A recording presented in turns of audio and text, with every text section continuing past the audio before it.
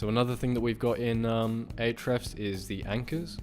Generally, you want to be linked out using sort of your brand name or a URL, or in this case, they've got a generic text. In most cases, you'll find that most websites have their URL and they're branded as the highest referring anchor text, and then sort of generic text, and then we'll have, you know, more like Brisbane air conditioning, electrician. So this website looks pretty good in terms of anchor text. So you can jump in here, have a look at your anchor text, see how it compares to your competitors and that kind of thing. You know, if you've got a whole bunch of Brisbane air conditioning, you know, 40 referring domains instead of website here, then you'd quickly go, hang on, that looks a bit dodgy, and Google might actually penalize you for this keyword for over optimization.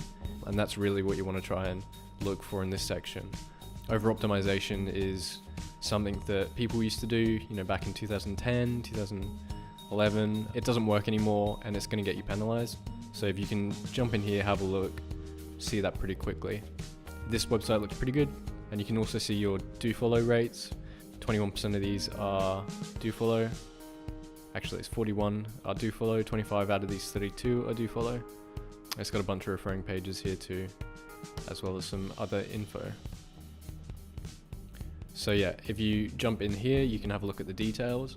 So you can find exactly what websites are linking to you with the anchor text ballonsolutions.com.au, and you can actually jump in even deeper if you wanted to, and then see exactly where they're coming from.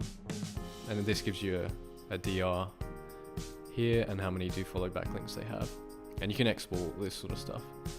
So you can export any data in Ahrefs, take it home, use what you want, you know, extrapolate it however you want to, create reports and that kind of stuff.